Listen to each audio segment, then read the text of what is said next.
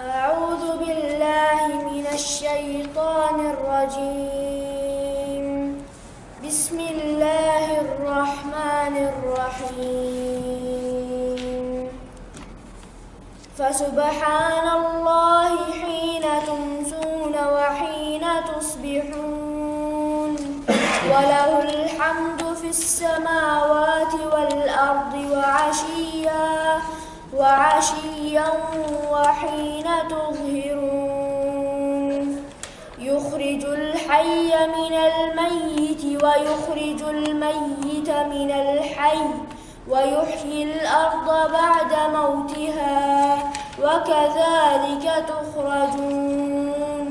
ومن آياته أن خلقكم من تراب ثم إذا أنتم بشر تنتشرون. ومن آياته أن خلق لكم من أنفسكم أزواجا لتسكنوا إليها وجعل بينكم مودة ورحمة إن في ذلك لآية لقوم يتفكرون. ومن آياته خلق السماوات والأرض واختلاف ألسنتكم وألوانكم إن في ذلك لآيات للعالمين. ومن آياته منامكم بالليل والنهار وابتغاؤكم من فضله إن في ذلك لآية لقوم يسمعون. ومن آياته يريكم البرق خوفا وطمعا وينزل من السماء ماء فيحيي به الأرض بعد موتها إن في ذلك لآيات لقوم يعقلون. السلام علیکم ورحمۃ اللہ وبرکاتہ.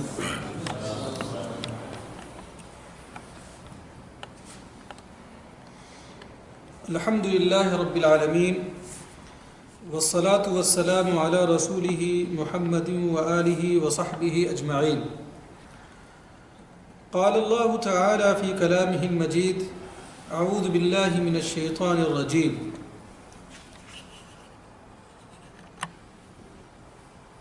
ومن آیاته أن خلق لكم من أنفسكم أزواجا لتسكنوا إليها وجعل بينكم مودة ورحمة إن في ذلك لآيات لقوم يتفكرون. وقال تعالى هو الذي خلقكم من نفس واحدة وجعل منها زوجها ليسكن إليها. وقال النبي صلى الله عليه وسلم يا معشر الشباب من استطاع منكم الباءة فليتزوج فإنه أغض للبصر وأحسن للفرج. متفق علیہ. برادران اسلام، دینی و ملی بھائیوں، اللہ رب العزت کی توفیق اور اس کی عنایت سے مکتب جالیات حفر الباطن کے صناعیہ برانچ میں ہم سب اکٹھا ہیں. انشاءاللہ العزیز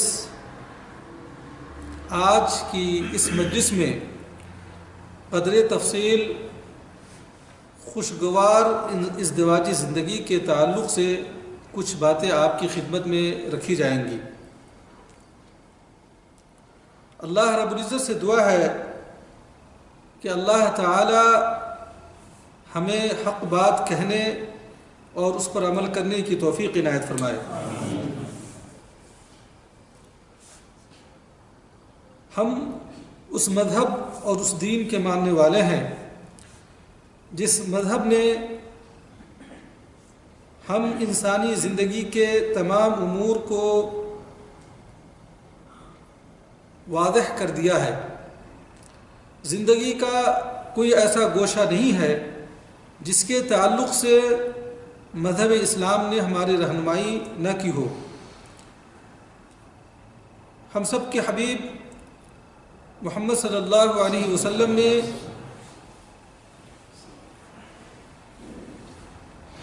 پریکٹیکل طور پر زندگی کے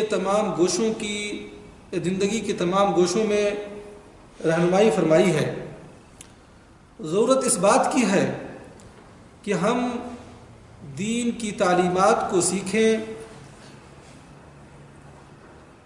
اور زندگی کے تمام معاملات میں ہم اللہ کی کتاب اور پیارے نبی محمد عربی صلی اللہ علیہ وسلم کی سنتوں کی طرف رجوع کریں۔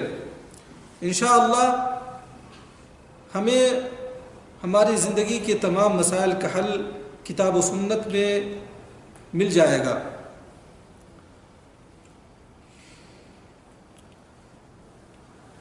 آج کی اس مجلس میں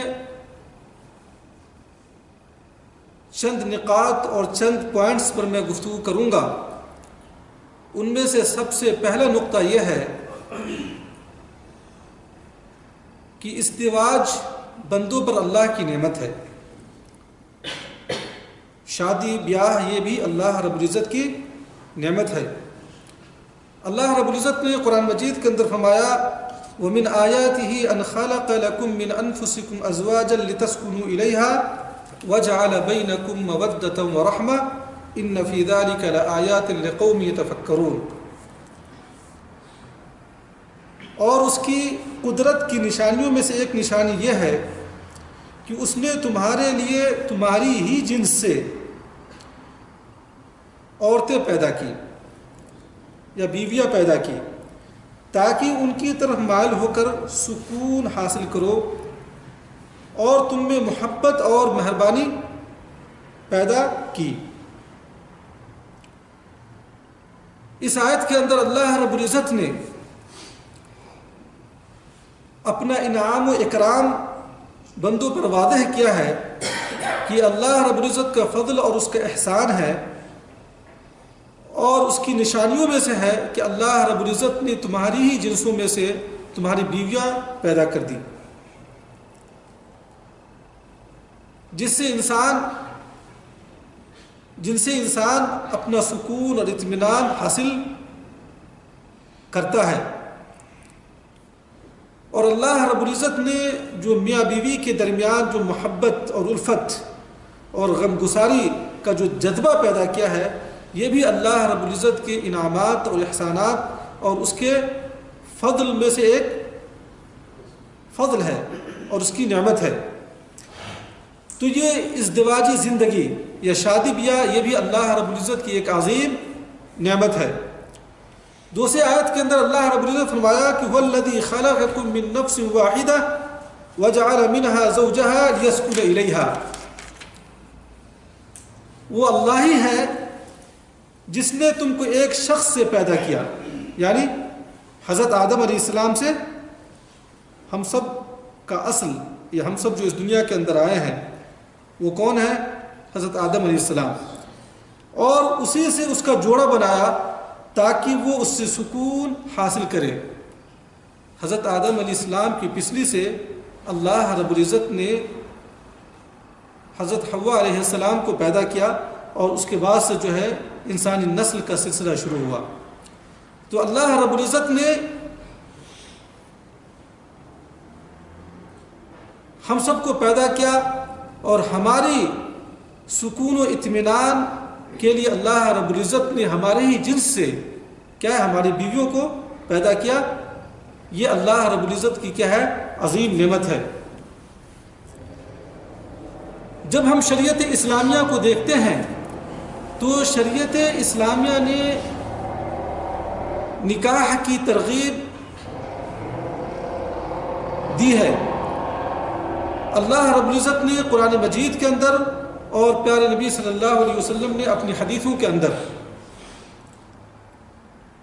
اللہ نے قرآن مجید کے اندر فرمایا فانكحوا ما طاب لكم من النساء مثنى وثلاث ورباع فإن خفتم ألا تعدلوا فواحدة أو ما ملكت أيمانكم. کیا کہا؟ فانكحوا ما طاب لكم من النساء مثنى وثلاث ورباع فإن خفتم ألا تعدلوا فواحدة أو ما ملكت أيمانكم. جو عورتیں تمہیں پسند ہو ان میں سے 2 اور 3 اور 4 عورتوں سے نکاح کر لو.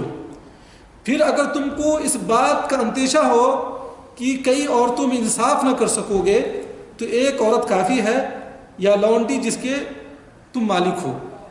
اس کے اندر بھی اللہ رب العزت نے ہمیں نکاح پر کیا ہے ابھارا ہے. بلکہ شریعت کے اندر جو تعدد ازواج کا مسئلہ ہے کہ اگر کسی کو استطاعت ہے اور اس کو یہ یقین ہے کہ ہم جو ہے بیویوں کے درمیان عدل و انصاف کر سکیں گے تو شریعت نے 1 سے زیادہ جو ہے بیویوں کی اجازت دی ہے. بیک وقت آدمی جو ہے 4 بیویاں رکھ سکتا ہے. دوسری جگہ اللہ رب العزت نے فرمایا ہن لباس لکم وانتم لباس لہن. کیا فرمایا؟ ہن لباس لکم وانتم لباس لہن. وہ تمہارا لباس ہیں یعنی بیویاں تمہارا لباس ہیں اور تم ان کے لباس ہو. اس سلسلے میں اس آیت کی تفسیر میں امام طبری رحمہ اللہ نے بہت اچھی بات کی ہے جس کا ترجمہ صاحب کتاب نے بیان کیا ہے. اس کو میں پڑھ کر سنانا مناسب سمجھتا ہوں. امام طبری نے اس آیت کے تحت نقطہ کے طور پہ کیا خوب لکھا ہے. فرماتے ہیں ہن لباس لکم. زن و شوہر ہر کوئی دوسرے کے حق میں بمنزلِ پوشاک کے ہیں کیونکہ ہم خوابی کے وقت ان کی پوشاک اتر جاتی ہے اور دونوں ایک لباس میں ملتے ہیں اور باہم اس طرح ہم آغوش ہوتے ہیں جیسے بدن کا لباس بدن سے ملا ہوتا ہے. جب 2 آدمی ایک دوسرے سے اس طرح گھل مل جاتے ہیں تو کہا جاتا ہے کہ وہ ایک قالب ایک پوشاک کی طرح ہم آہنگ ہیں یا ایک دوسرے کے لیے پوشاک کا درجہ رکھتے ہیں کیونکہ پوشاک بھی پردہ پوشی اور سکون کا باعث ہوتی ہے. اللہ تعالیٰ کا ارشاد ہے جعل لکم اللیل لباسا. وہی تو ہے جس نے رات کو تمہارے لیے پردہ کا وقت بنایا یعنی تسلی کا باعث بنایا جس سے تم سکون پاتے ہو. عموماً ہر آدمی کے حق میں اس کی بیوی کا یہی حال ہوتا ہے. اس کے سہارے اسے سکھ چین اور سکون قلب نصیب ہوتا ہے. اللہ تعالیٰ کا ارشاد ہے وَجَعَلَ مِنْهَا زَوْجَهَا لِيَسْكُنَ إِلَيْهَا. اور اسی سے اس کا جوڑا بنایا تاکہ وہ اس سے سکون خاطر حاصل کرے. اس طرح گویا ساتھ ساتھ رہائش اور سکونت ہونے کی وجہ سے وہ ایک دوسرے کے لیے آر اور بمنزل پوشاک کے بن جاتے ہیں. یہ تفسیر ابن جریر الطبری کے اندر جو ہے ہن لباس لکم وانتم لباس لہن کی تفسیر بیان کی ہے. نبی صلی اللہ علیہ وسلم نے ایک حدیث کے اندر بتایا کہ یا معاشر الشباب من استطاع منکم الباء فلیتزوج فإنه اغض للبصر واحسن للفرج ومن لم يستطع فعليه بالصوم فإنه له وجاء. اے نوجوانوں کی جماعت جس کو اللہ رب العزت نے استطاعت دی ہے مالی اور بدنی استطاعت دی ہے اس کو چاہیے کہ وہ کیا شادی کرے نکاح کرے. یہ نکاح اس کے نظروں کو جو ہے کیا ہے سب سے زیادہ پست رکھنے والی ہے اور اس کے شرمگاہ کی حفاظت کرنے والی ہے. اس آیت کے اندر بھی اللہ کے رسول صلی اللہ علیہ وسلم نے نکاح کی کیا ہے ترغیب دلائی ہے. ایک حدیث کے اندر اللہ کے رسول صلی اللہ علیہ وسلم نے فرمایا وَفِي بُضْعِ أَحَدِكُمْ صَدَقَةٌ. کیا فرمایا کہ تم جو اپنی بیویوں کے ساتھ ہم بستری کرتے ہو جمع کرتے ہو اس کے اندر بھی کیا ہے یہ بھی کیا ہے صدقہ ہے. یہ بھی کیا ہے صدقہ ہے. تو صحابہ کرام نے کیا کہا کہ اللہ کے رسول صلی اللہ علیہ وسلم اَيَأْتِي أَحَدُنَا شَهْوَتَهُ وَيَكُونُ لَهُ فِيهَا أَجْرٌ. کہ اللہ کے رسول صلی اللہ علیہ وسلم ایک آدمی اپنی بیوی سے اپنی شہوت کو پوری کرتا ہے اس کے اندر بھی اجر ہے. تو اللہ کے رسول صلی اللہ علیہ وسلم نے فرمایا أَرَأَيْتُمْ إِنْ وَضَعَهَا فِي حَرَامٍ أَكَانَ عَلَيْهِ وِزْرٌ. تمہارا کیا خیال ہے کہ اگر وہ اسی چیز کو کسی غلط جگہ میں استعمال کرتا ہے تو کیا اس کو گناہ ہوگا کہ نہیں ہوگا؟ تو اللہ کے رسول صلی اللہ علیہ وسلم فرمایا فَكَذَلِكَ إِذَا وَضَعَهَا فِي حَلَالٍ كَانَ بِهِ أَجْرًا، تو اسی طرح سے وہ جو ہے اس کو اللہ رب العزت کی خوشنودی اور رضا کے لیے اللہ سے ڈرتے ہوئے اس کو حلال جگہ میں استعمال کرتا ہے تو اس کو کیا ہے؟ اجر ہوگا. سبحان اللہ. اور فی بضع احدکم صدقہ، یہ بھی جو ہے نکاح پر کیا ہے؟ ابھارنے والی بہت ہی واضح حدیث ہے. اسی طرح سے نبی کریم صلی اللہ علیہ وسلم نے فرمایا دینار تنفقه علی اہلک ودینار تنفقه علی مسکین ودینار تنفقه فی سبیل اللہ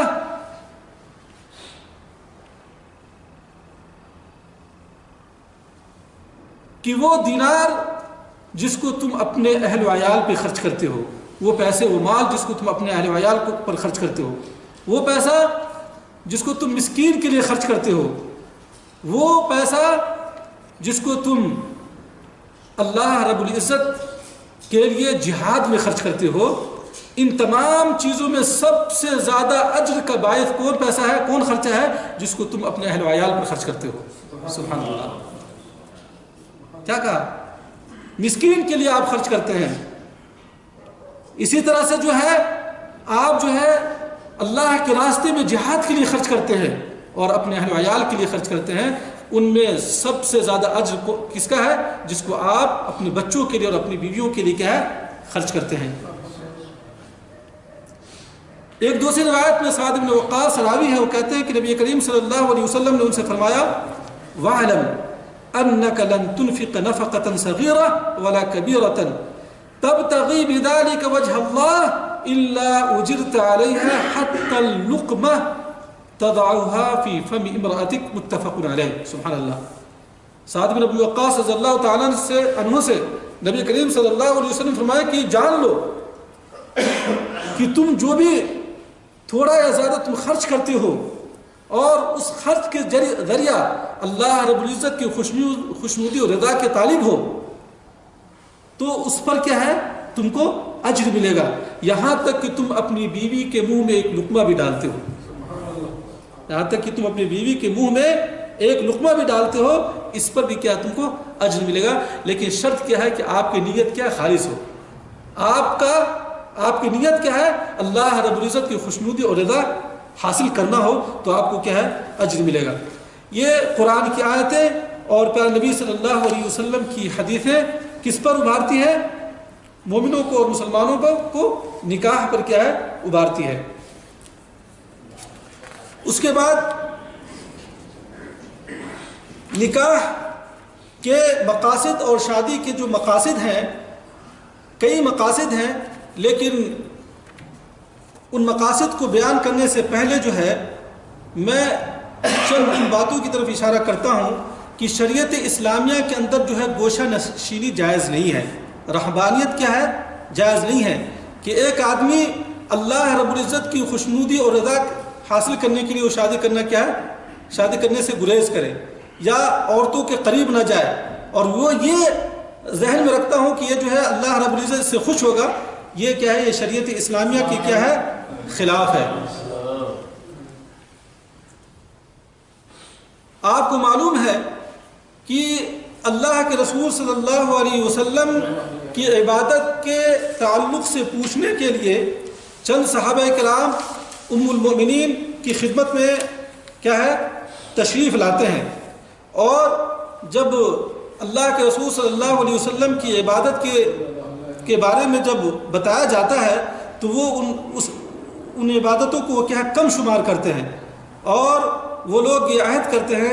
بعض ان میں سے یہ کہتا ہے کہ میں شادی نہیں کروں گا، بعض ان میں سے ایک ان میں سے یہ کہتا ہے کہ میں شادی نہیں کروں گا، ایک کہتا ہے کہ میں جو ہے رات بھر میں اللہ کی عبادت ہی کروں گا. یعنی ہر آدمی جو ہے اپنی اپنی باتیں رکھی. تو اللہ کے رسول صلی اللہ علیہ وسلم نے کیا فرمایا؟ اس تعلق سے میں حدیث آپ کے سامنے پیش کرنے جا رہا ہوں.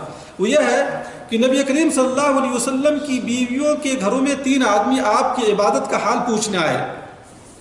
3 آدمی یعنی 3 صحابہ کرام آپ کی عبادت کا حال پوچھنے آئے.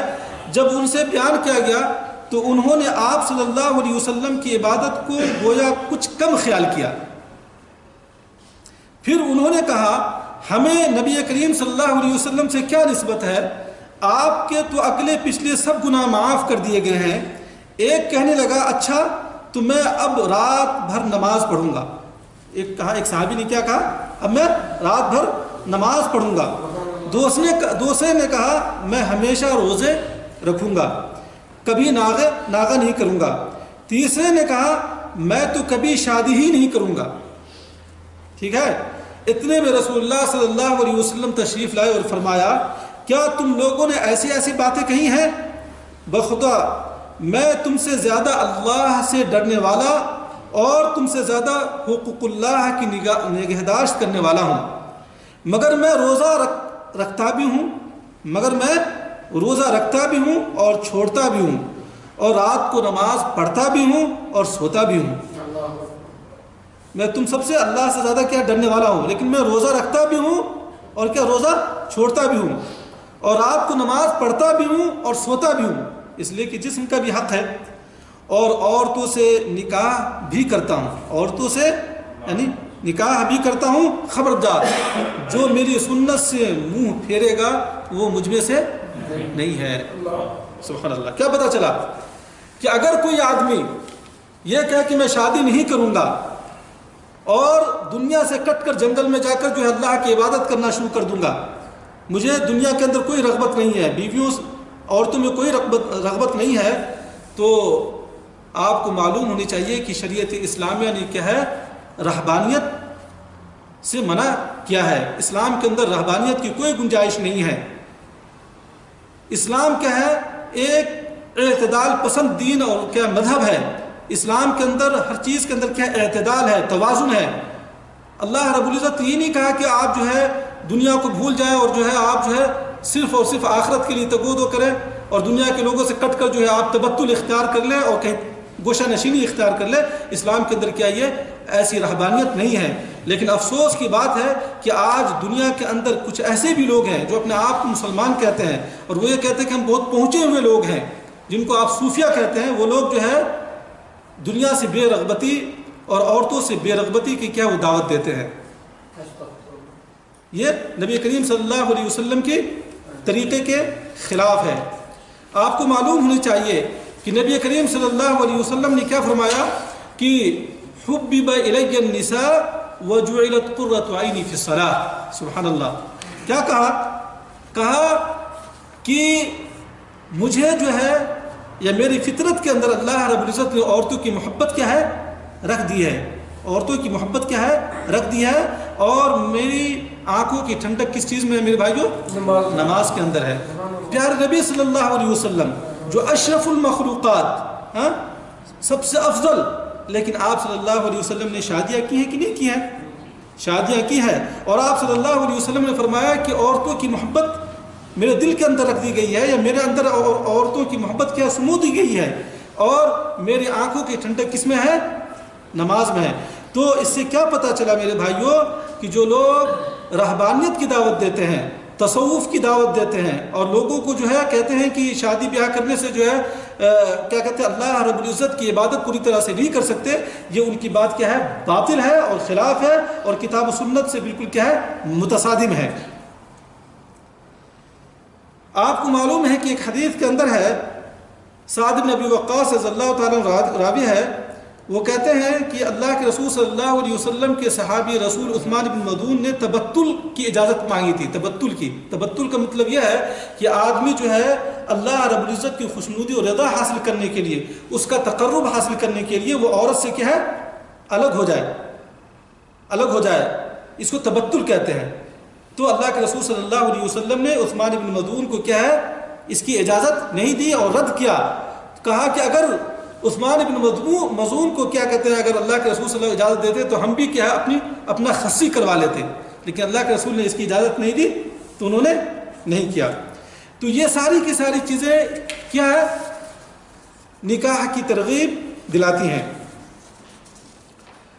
اس مختصر تمہید کے بعد کیا پتہ چلا کہ شریعت اسلامیہ کے اندر نکاح کی ترغیب دلائی گئی ہے, اور نکاح کیا ہے ایک مرغوب شے ہے, اور نکاح کے کئی مقاصد ہیں. نکاح کے کئی مقاصد ہیں, کئی حکمتیں ہیں. پہلی حکمت تو یہ ہے کہ یہ جو ہے نسل انسانی کے بقا کا ذریعہ ہے. نسل انسانی کے بقا کا ذریعہ ہے. جب لوگ ہوں گے تبھی تو اللہ کی عبادت اس سرزمین پر کیا ہے قائم رہے گی، ہے کہ نہیں؟ تو یہ نکاح یہ جائز طریقے سے جو ہے نسل انسانی کے بقا کا ذریعہ ہے۔ اور دوسرا یہ ہے کہ اس کے ذریعہ انسان جو ہے اپنے نفس اور اپنے جسم کو کیا ہے کیا کہتے ہیں تلذذ، یعنی انسانی نفس اور انسانی جسم جو ہے تلذذ حاصل کرتا ہے، اور جائز طریقے سے اگر تلذذ حاصل کرے تو اسلام کے اندر کیا ہے ممانعت نہیں ہے، بلکہ یہ مرغوب شے ہے۔ اور ابھی میں نے آپ کو حدیث میں بتلایا کہ یہ جو ہے اللہ رب العزت کی خوشنودی اور رضا کا ذریعہ ہے، بلکہ اللہ کے رسول صلی اللہ علیہ وسلم نے فرمایا کہ یہ اس کے اندر کیا ہے، یہ ایک صدقہ ہے۔ یہ کیا ہے؟ یہ ایک صدقہ ہے۔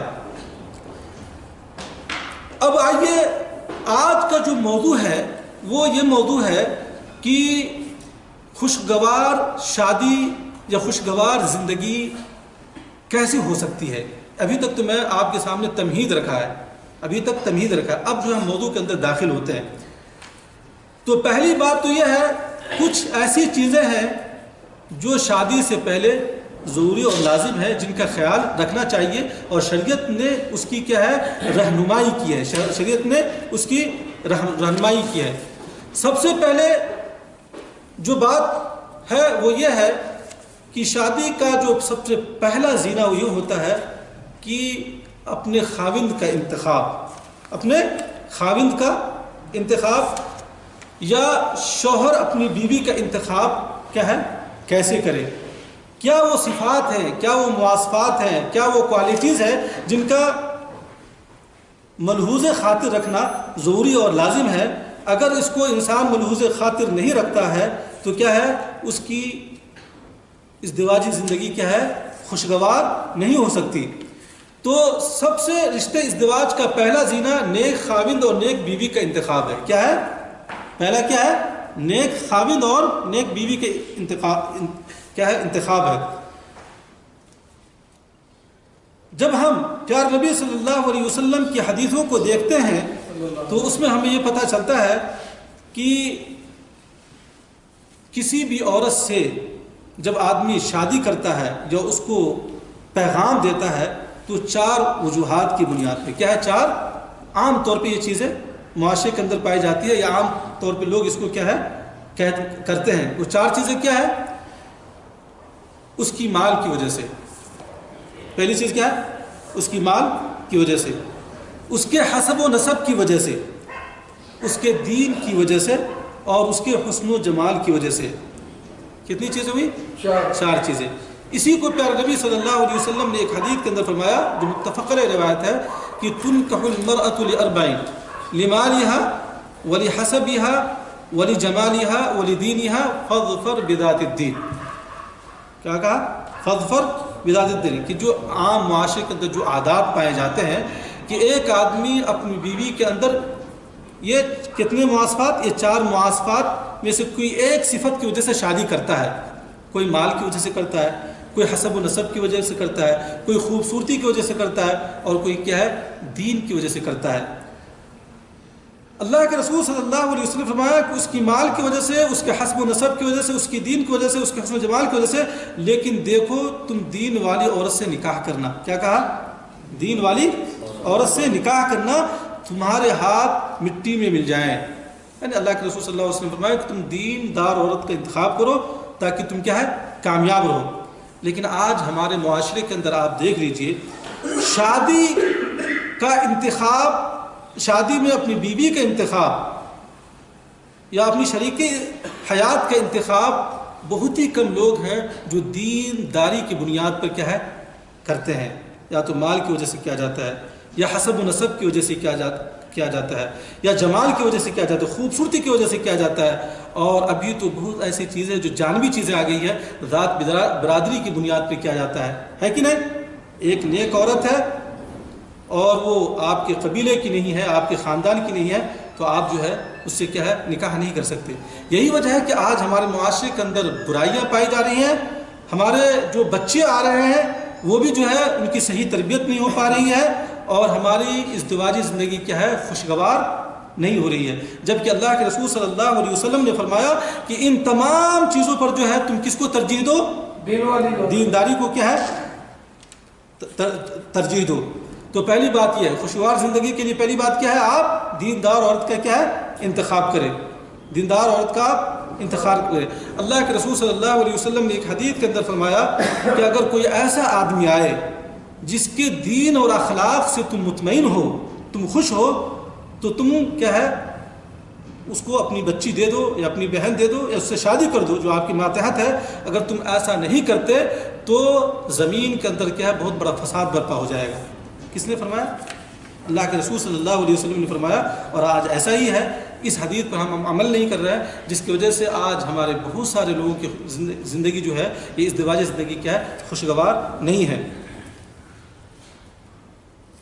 شریعت نے عزت اور شریعت نے بڑکپن کا جو معیار متعین کیا ہے وہ کیا متعین کیا ہے؟ تقوی۔ کیا متعین کیا ہے؟ تقوی۔ یعنی تم میں سب سے بہتر وہ ہے جو اللہ رب العزت سے سب سے زیادہ ڈرتا ہو۔ کوئی دنیاوی چیزوں جو ہے دنیاوی کوئی ایسی چیز جو ہے نہیں، بلکہ اللہ رب العزت سے جو سب سے زیادہ ڈرتا ہے وہ سب سے زیادہ کیا اللہ رب العزت کے نزدیک کیا ہے؟ محبوب اور کیا ہے؟ مکرم ہے۔ اور یہی چیز جو ہے ہمیں اپنی کیا کہتے ہیں اپنی انتخاب میں ہمیں کیا ہے رکھنی چاہیے مد نظر۔ اسی طرح سے دکھاوے سے دھوکہ میں نہ آنا چاہیے۔ دکھاوے سے دھوکہ میں، آپ شادی کے لیے آپ جو ہے اس میں کیا ہے دکھاوے، جو کچھ چیزیں ایسی ہوتی ہیں جو ڈیکوریشن ہوتی ہے، لیکن کچھ ایسے لوگ ہوتے ہیں بظاہر جو ہے بہت اچھے ہوتے ہیں، لیکن ان کی جو اندرونی زندگی ہے، ان کی جو ذاتی زندگی ہے، ان کی اخلاقی زندگی ہے، اس میں وہ جو ہے مسکین ہوتے ہیں۔ جب آدمی انتخاب کرے تو بہت کیا ہے چھان بین کر کے کیا ہے انتخاب کرے، ایسا نہ ہو کہ بعد میں جا کے جو ہمیشہ کے لیے کیا ہے آپ روتے رہیں۔ اس سلسلے میں نبی کریم صلی اللہ علیہ وسلم کی ایک واضح حدیث ہے کہ ایک شخص حضور اکرم صلی اللہ علیہ وسلم کے قریب سے گزرا۔ آپ نے فرمایا اس شخص کے بارے میں تم کیا کہتے ہو؟ صحابہ کرام رضی اللہ عنہ نے عرض کیا یہ اس لائق ہے کہ اگر کہیں منگنی کا پیغام بھیجے تو فوراً قبول کیا جائے، سفارش کرے تو تسلیم کی جائے، کوئی بات کرے تو لوگ گوش بر آواز ہو۔ آپ یہ سن کر چپ رہے۔ پھر غریب مسلمانوں میں سے ایک شخص کا گزر ہوا۔ نبی کریم صلی اللہ علیہ وسلم نے دریافت فرمایا کہ اس کے بارے میں تمہاری کیا رائے ہے؟ اس کے بارے میں تمہاری کیا رائے ہے؟ انہوں نے عرض کیا یہ اس لائق ہے کہ اگر مگنی کرے تو کوئی اس نکاح کے لیے آمادہ نہ ہو، اس لیے کہ غریب ہے، آمادہ نہ ہو، سفارش کرے تو قبول نہ کی جائے، کچھ کہے تو کوئی سننے کے لیے تیار نہ ہو۔ رسول کریم صلی اللہ علیہ وسلم فرمایا پہلے کے مقابلہ میں یہ شخص زمین بھر کر سونے سے زیادہ بہتر ہے۔ کیا پتہ چلا؟ اس شخص کی تعریف کی گئی اس لیے کہ ڈیل ڈول اور کیا کہتے ہیں پیسے کے اعتبار سے بڑا رہا ہوگا، لیکن ایک شخص جو دوسرا تو اس کی تعریف نہیں کی گئی، لیکن اللہ کے رسول صلی اللہ علیہ وسلم نے فرمایا کہ پہلے کے مقابلے میں یہ شخص زمین بھر کر سونے سے زیادہ بہتر ہے۔ تو اس سے کیا پتہ چلا کہ ظاہری چیزوں پہ نہیں جانا چاہیے، بلکہ شوہر یا کوئی شخص اپنی بیوی کے انتخاب میں یا کوئی عورت اپنے شوہر کے انتخاب میں جو ہے بہت ہی زیادہ پھونک پھونک کر کیا ہے قدم رکھے۔ ایک تیسری چیز، شادی سے پہلے یہ سارے خطوات ہیں، منگیتر کو ضرور دیکھ لینا چاہیے۔ منگیتر کو، آپ جس کو شادی کا پیغام دیتے ہیں اس کو آپ دیکھ لیں۔ آج ہمارے معاشرے میں عجیب رواج ہے، اگر کوئی آدمی یہ کہے کہ میں اپنی بیوی کو دیکھنا چاہتا ہوں، یعنی جس سے میں شادی کرنے کا ارادہ رکھتا ہوں میں اس کو دیکھنا چاہتا ہوں، تو پورا واویلا مچ جاتا ہے، شور شرابہ ہو جاتا ہے، لڑکے کو جو ہے لان و تان کیا جاتا ہے، اور جو اس کو کہا جاتا ہے کہ تم گستاخ ہو، جبکہ یہ پیارے نبی صلی اللہ علیہ وسلم کی تعلیم ہے، اور آپ صلی اللہ علیہ وسلم نے اس کی کیا ہے ترغیب دلائی ہے۔ اس کی کیا ہے میرے بھائی ترغیب دلائیے۔ آئیے اللہ کے رسول صلی اللہ علیہ وسلم کی چند حدیثیں میں آپ کی خدمت میں رکھتا ہوں۔ حضرت ابو ہریرہ رضی اللہ عنہ فرماتے ہیں کہ میں رسول اللہ صلی اللہ علیہ وسلم کی خدمت میں حاضر تھا کہ ایک شخص نے حاضر ہو کر عرض کیا میں نے ایک انصاری عورت سے نکاح کیا ہے، وہ نکاح کر چکے تھے۔ حضور صلی اللہ علیہ وسلم نے فرمایا تم نے اس کو دیکھ لیا ہے؟ اس شخص نے عرض کیا نہیں۔ فرمایا جاؤ دیکھ لو، کیونکہ انصار کی عورتوں میں کچھ ہوتا ہے، انصار کی عورتوں میں کچھ ہوتا ہے، یعنی انصاری عورتوں کی آنکھیں چھوٹی ہوتی ہیں. ایسا نہیں ہو کہ تم ابھی نکاح کر لو، بعد میں جب تمہارا مواجہہ ہو، تمہارا سامنا ہو، تو پھر جو ہے تمہیں پسند نہ آئے. اسی لیے اللہ کے رسول صلی اللہ علیہ وسلم نے یہ رہنمائی کی، اور پوری امت کے لیے کیا یہ تعلیم ہے. کیا ہے کہ شادی سے پہلے آدمی کو اپنی شریک حیات کو یا بیوی کو، اپنے شوہر کو کیا ہے دیکھ لینا چاہیے. شریعت نے اس کی اجازت دی ہے. ایک اور صحیح حدیث میں اس کی یہ وجہ بتائی گئی ہے کہ اس عورت کو دیکھ لو، تم دونوں کے درمیان محبت قائم رکھنے کے لیے زیادہ مناسب ہوگا. لیکن جب آدمی اپنی پسند سے شریعت کے حدود میں رہ کر وہ شادی کرتا ہے تو ظاہر سی بات ہے پھر بعد میں جو پچھتاوا نہیں ہوگا اور دونوں کی محبت جو ہے زیادہ رہے گی. اس لیے اللہ کے رسول صلی اللہ علیہ وسلم نے اس بات کی کیا ہے رہنمائی کی. اسی طرح سے اللہ کے رسول صلی اللہ علیہ وسلم نے اس بات سے منع فرمایا ہے کہ کوئی آدمی کسی کے خطبے پر خطبہ دے، کوئی کسی کے خطبے پر خطبہ دے. مثال کے طور پہ میں کسی عورت کو جو ہے نکاح کا پیغام، جب ابھی ہماری بات چل ہی رہی ہے، دوسرا آدمی اس پر آ کر ٹپک جائے، اس سے بھی اللہ کے رسول صلی اللہ علیہ وسلم نے کیا ہے منع فرمایا ہے. اللہ کے رسول نے فرمایا کہ کوئی شخص اپنے بھائی کے پیغام پر پیغام نہ بھیجے جب تک کہ پہلا پیغام بھیجنے والا اپنا پیغام چھوڑ نہ دے یا دوسرے کو اجازت نہ دے دے. اور یہی مسئلہ جو بیع و شراء میں ہے، خرید و فروخت میں بھی یہی مسئلہ ہے. ٹھیک ہے. اور اسی طرح سے شادی کے پہلے جو چیزیں ان میں سے یہ ہے کہ شادی کے اندر جو ہے کہ ولی شرط ہے، ولی شرط ہے. ابھی آج آپ دیکھ لو ہمارے معاشرے کے اندر، ہندوستان، پاکستان، بنگلہ دیش کے اندر جو ہے سول میرج کرتے ہیں، کورٹ میرج. خاص کر جو لوگ اپنے آپ کو روشن خیال سمجھتے ہیں اور بہت ہی زیادہ مہذب سمجھتے ہیں، اور یا وہ لوگ جو یونیورسٹیز اور کالجز کے اندر پڑھتے ہیں، شادی سے پہلے میں ان کا عشق و معاشقہ ہوتا ہے، محبت، ناجائز محبت قائم کرتے ہیں، اور اس کے بعد جو ہے وہ بغیر اپنے، اور لڑکیاں اپنے بغیر ولی کی اجازت کے کیا وہ بھاگ کر کے شادی کرتے ہیں، اور حکومت کا پناہ لے کر، حکومت کی مدد لے کر وہ جو ہے کورٹ میرج کرتے ہیں، جس کو سول میرج کہتے ہیں. میرے بھائیوں یہ کیا شرعی اعتبار سے کیا یہ حرام ہے، اور اس کے بعد جو بچے پیدا ہو رہے ہیں وہ بھی حرام ہے، یہ زنا ہے. اللہ کے رسول صلی اللہ علیہ وسلم نے کیا فرمایا؟ لا نکاح الا بولی، لا نکاح الا بولی، کہ بغیر ولی کے کوئی نکاح نہیں ہے. نبی صلی اللہ علیہ وسلم کی چند حدیثیں آپ کی خدمت رکھتے ہیں. سلسلے میں ولی اور دو عادل گواہوں کے بغیر نکاح نہیں ہوتا. ولی اور دو عادل گواہوں کے بغیر نکاح نہیں ہوتا. دوسرے حدیث کے اندر فرمایا کہ جس عورت نے اپنے ولی کی اجازت کے بغیر نکاح کر لیا اس کا نکاح باطل ہے، اس کا نکاح باطل ہے، اس کا نکاح کیا ہے باطل ہے. 3 بار کہا. کتنی بار؟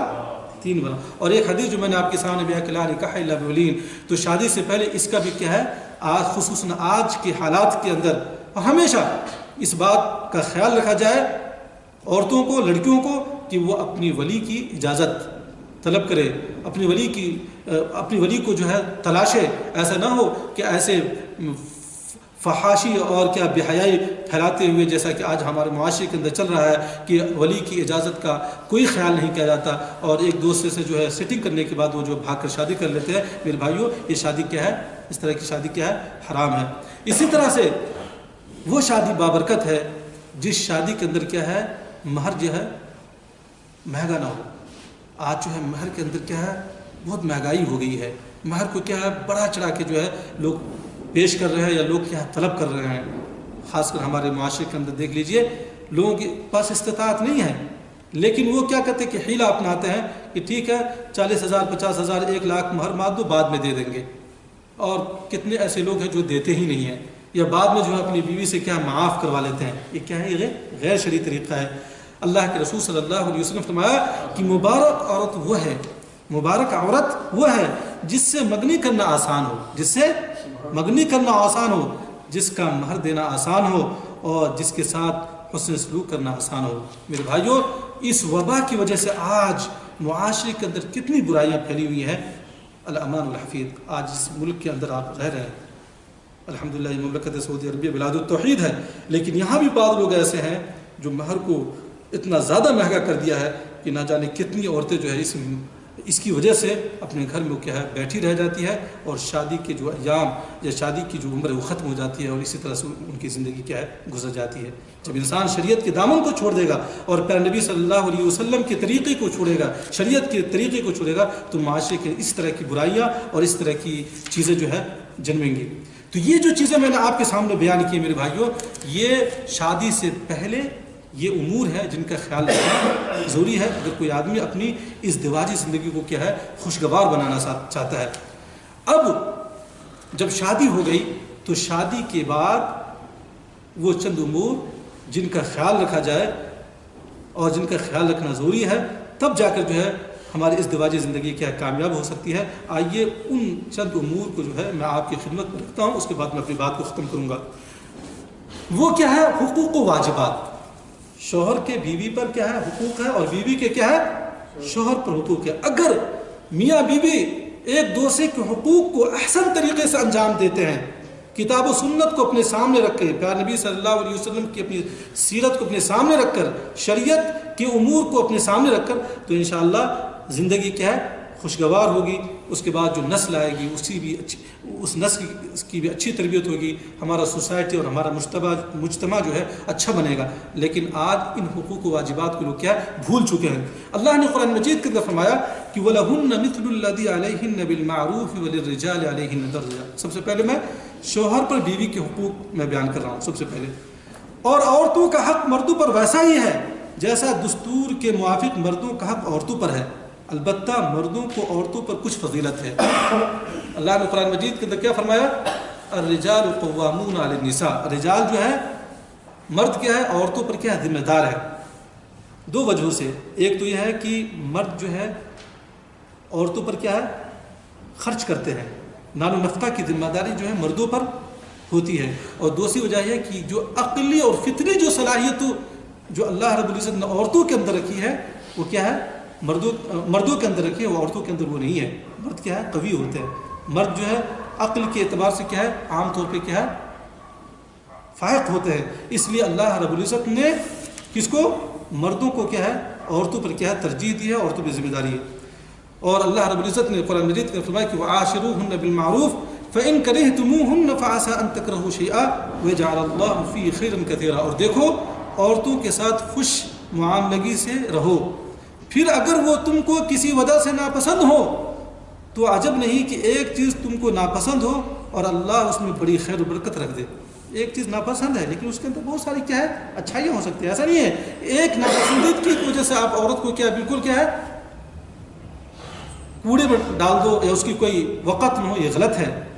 ٹھیک ہے انسان ہے، کچھ کمیاں ہوگی لیکن اس کے اندر بہت ساری اچھائیاں بھی تو ہوں گی۔ آپ تلاشیں، آج ہمارے معاشرے میں اس کو نہیں دیکھا جاتا۔ پیارے نبی صلی اللہ علیہ وسلم کی حدیث ہے کہ ایک صحابی نے عرض کیا کہ اللہ کے رسول صلی اللہ علیہ وسلم ہم میں سے کسی کی بیوی کا اس پر کیا حق ہے؟ فرمایا یہ کہ جب تم کھاؤ تو اسے بھی کھلاؤ، تم پہنو تو اسے بھی پہناؤ، اور دیکھو اس کے چہرے پر مت مارو، اس کے چہرے پر مت مارو، اسے بری بات مت کہو، اور گھر کے علاوہ اسے کہیں تنہا نہ چھوڑو۔ اگر ایسی ضرورت پڑ جائے تو گھر ہی میں اس کو تعدیبی کارروائی کرو، مارنے کی ضرورت پڑے تو مارو لیکن چہرے پہ مت مارو، گھر سے باہر مت نکالو۔ اور اللہ کے رسول صلی اللہ علیہ وسلم نے فرمایا کہ انصاف کرنے والے قیامت کے دن خدا رحمان کے دائیں ہاتھ، اور خدا کا دونوں ہاتھ دائنا ہے، خدا کا اللہ رب العزت کا دونوں ہاتھ کیا ہے دائنا ہے، کی طرف نور کے ممبروں پر ہوں گے۔ کیا کہا؟ انصاف کرنے والے قیامت کے دن خدا رحمان کے دائیں ہاتھ کی طرف نور کے ممبروں پر ہوں گے۔ یہ وہ لوگ ہوں گے جو اپنے فیصلوں، اپنے ذمہ سونپے گئے کاموں اور اپنے گھر والوں کے ساتھ اچھا برتاؤ کرتے ہیں۔ یہ کون ہوں گے؟ اس میں سے کیا اپنے گھر والوں، اور اپنے گھر والوں میں سب سے پہلے تو آپ کی بیوی ہے۔ ٹھیک ہے، اسی طرح سے ایک مسئلہ اور ہے، وہ مسئلہ ہم سب سے متعلق ہے، اس کو غور سے سنیں۔ لمبے عرصے تک بیوی سے جدائی کی ممانعت۔ آپ ازدواجی زندگی خوشگوار چاہتے ہیں تو لمبے عرصے تک شریعت نے بیوی سے جدا رہنے کی اجازت نہیں دی ہے۔ حضرت عمر بن خطاب رضی اللہ عنہ سے ایک روایت ہے، مدینے کی گلیوں میں گشت کر رہے تھے۔ کون؟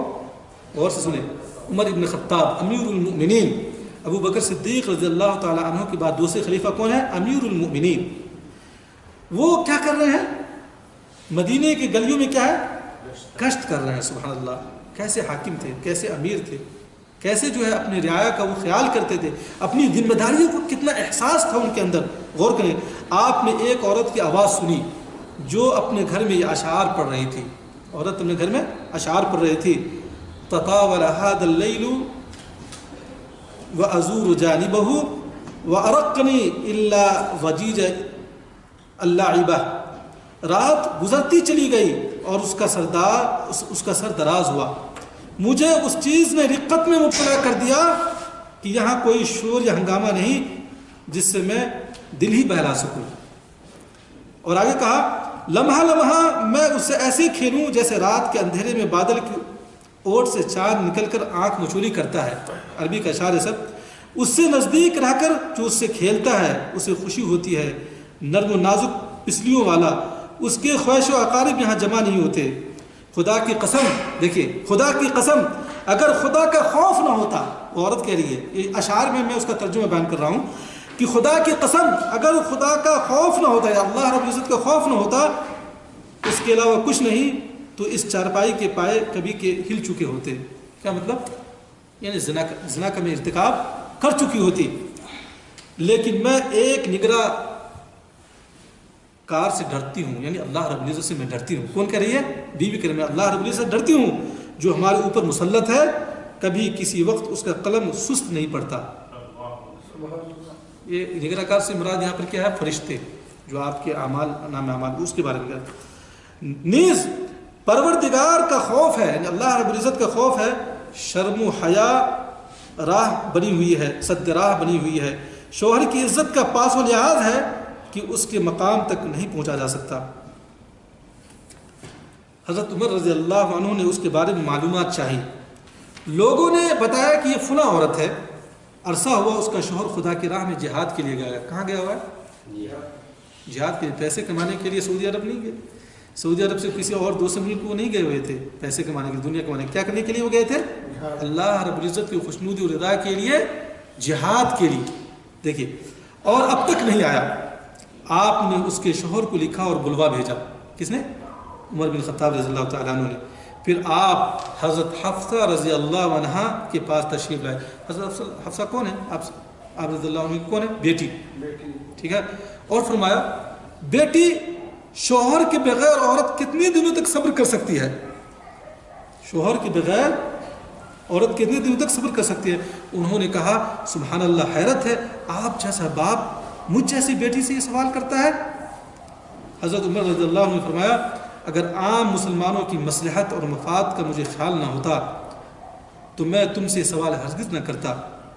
انہوں نے کہا 5 ماہ 6 ماہ. کتنا؟ 5 ماہ یا 6 ماہ. تب حضرت عمر رضی اللہ عنہ نے لوگوں کے لیے جہاد کی مدت میں 6 ماہ کی رخصت مقرر فرمائی. ایک آدمی جہاد کے لیے جائے اور اپنی بیوی سے جدا رکھے، زیادہ سے زیادہ کتنا؟ 6 مہینے. 1 ماہ ان کی آمد میں صرف ہوتا اور 4 ماہ اقامت میں، پھر 1 ماہ دوبارہ روانگی میں صرف ہوتا. وہ تو زمانے میں اس طرح کی ٹیکنالوجیاں تو تھی نہیں، اس طرح کے وسائل تو تھی نہیں، یہ فلائٹ اور گاڑیاں اس طرح میں 1 ماہ آنے میں لگتا تھا اور 4 ماہ. تو کل کیا ملا جلا کے کتنے دن ہوئے؟ 6 مہینہ. اگر آپ عمر بن خطاب رضی اللہ تعالیٰ عنہ کا اس عمل بھی آپ دیکھیں گے تو زیادہ سے زیادہ آپ کیا ہے؟ 6 مہینہ آپ اپنی بیوی سے دور رہ سکتے ہیں. لیکن اگر بیوی اس پر بھی راضی نہیں ہے تو اس کی بھی آپ کو اجازت نہیں ہے کہ آپ تلاش معاش کے لیے سال بھر 2 سال اور کیا ہے 3 سال تک جو ہے اپنی بیویوں سے کیا ہے آپ جدا رہیں میرے بھائیوں.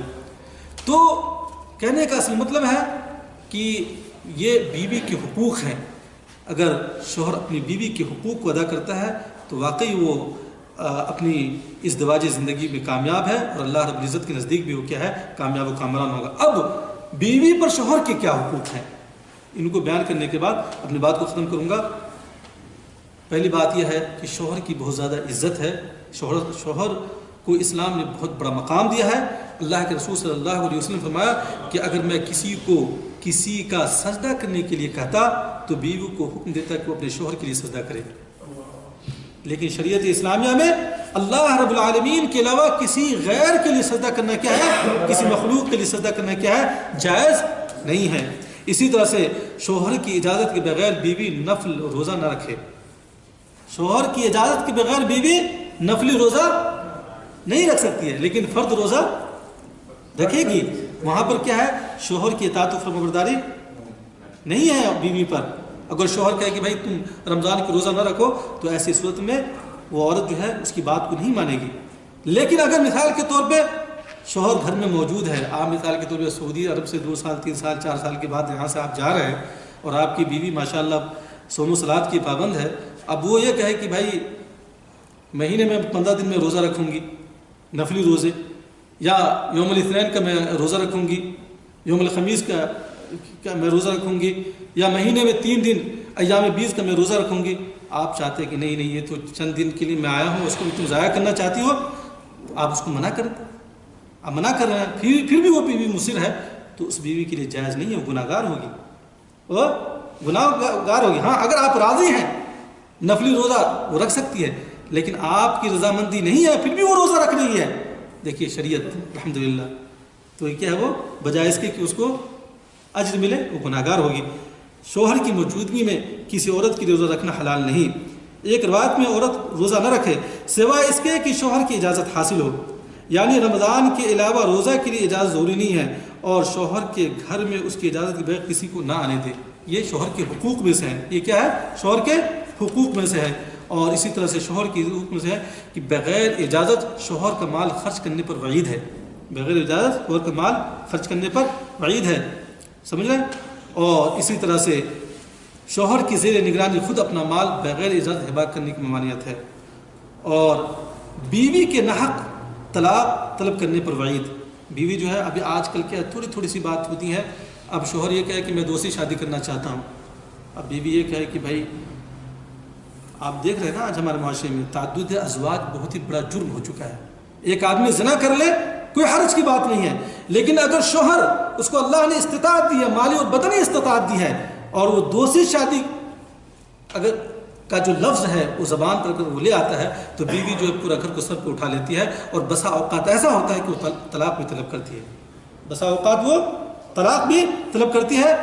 میرے بھائی اللہ کے رسول صلی اللہ علیہ وسلم کی حدیث میں جس عورت نے اپنے شوہر سے ناحق بلا کسی وجہ کے طلاق طلب کی، ایسی عورت جنت کی خوشبو سے بھی محروم ہوگی. جنت کی اس کو خوشبو بھی نہیں ملے گی. جس عورت نے اپنے شوہر سے ناحق بلا کسی وجہ کے طلاق طلب کی، ایسی عورت جنت کی خوشبو سے بھی محروم ہوگی. اور حور عین نیک خاوند کا دفاع کرتی ہے. حور عین اللہ رب العزت جو جنت کے اندر پاک باز عورتیں جو مومنوں کے لیے، متقیوں کے لیے، پرہیزگار کے لیے ان کی جو صفات جو ہے قرآن حدیث کے اندر بیان کیے گئے ہیں، اگر ان صفات پر آپ کا ایمان ہے اور ان عورتوں کے آپ صفات آپ جانیں گے تو یہ دنیا کی جو عورتیں یہ ہیچ نظر آئیں گے آپ کو. پھر آپ کی آنکھیں اور آپ کی نظریں جو ہے غلط عورتوں کی طرف نہیں اٹھیں گی. لیکن آپ ان کو تو پڑھیں تو صحیح. تو حور عین جو ہے نیک خاوند کا دفاع کرتی ہے. حضور صلی اللہ علیہ وسلم نے فرماتے ہیں کہ جو عورت دنیا میں اپنے شوہر کو ستاتی ہے، جنت میں اس کی بیوی حور اس عورت سے کہتی ہے اللہ تجھے ہلاک کرے، تیرا یہ شوہر چند دنوں کے لیے تیرے پاس ہے اور وہ وقت قریب ہے جب وہ تجھے چھوڑ کر ہمارے پاس آنے والا ہے. اللہ ہم سب کو جو ہے ایسا ہی نیک اور متقی بنائے کہ اللہ رب العزت کا وجہ انور ہمیں دیکھنا نصیب ہو، اور جنت کے اندر جو اللہ رب العزت نے جو نعمتیں تیار کر رکھی ہے اللہ ہمیں ان نعمتوں کو پانے کی توفیق عنایت فرمائے. سبحان اللہ. یہ عورتوں پر کیا ہے؟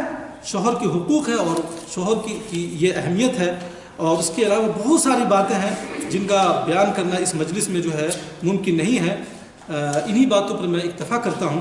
بس آپ لوگوں سے یہ گزارش ہے کہ اس طرح کی مجلسوں میں شرکت کریں اور خود جو ہے دینی معلومات اور دینی امور سے اپنے آپ کو جو ہے آگاہ کریں اور ان باتوں کو کیا دوستوں تک پہنچائیں. جب بھی اس طرح کی مجلس ہو خود شرکت کریں، اپنے دوست بھائیوں کو لائیں. میں یہ کہتا ہوں آج کی جو مجلس ہوئی ہے آپ لوگ اس سے ضرور مستفید ہوں گے. کچھ نئی باتیں آپ کو معلوم ہوئی، یا جو باتیں آپ جو بھول چکے ہوں گے وہ باتیں آج جو ہے ریپیٹ کی گئی ہے تو آپ کے ذہن میں وہ باتیں کیا ہے دوبارہ آ چکی ہوں گی. میرے بھائیوں تو یہ اس طرح کی جو مجلسیں ہوتی ہے یہ کیا ہے فائدے سے خالی نہیں ہوتی. ہمیں اس طرح کی مجلسوں کو جو ہے کیا کہتے ہیں نگلیکٹ یا اس کو جو ہے اس کو یہ نہیں کرنا چاہیے، اس کو کم اہمیت نہیں دینا چاہیے۔ آپ کو معلوم ہے کہ اللہ کے رسول صلی اللہ علیہ وسلم نے فرمایا کہ خیرکم من تعلم القرآن وعلم، کہ تم میں سب سے بہتر وہ ہے جو قرآن کو سیکھتا ہو، دوسروں کو کیا ہے سکھاتا ہو۔ اللہ رب العزت دعا ہے کہ اللہ تعالی ہمیں پیارے نبی صلی اللہ علیہ وسلم کی سیرت طیبہ پڑھنے کی توفیق عنایت فرمائے، اسلام کے امور کو جاننے اور اس کو دوسروں تک پہنچانے کی توفیق عنایت فرمائے، اور ہمیں اپنے بیویوں کے اور اپنے جو اعزا و اقربا ہیں، جو مسلمانوں کے حقوق ہیں، ان حقوق کی پاسداری کرنے کی توفیق عنایت فرمائے، اور ہم جب تک اس دنیا کے اندر زندہ رہیں ایمان پر زندہ رہیں، اور جب ہمارا خاتمہ ہو تو ایمان پر ہو۔ آمین۔ وآخر دعوانا الحمدللہ رب العالمین۔ السلام علیکم ورحمۃ اللہ وبرکاتہ۔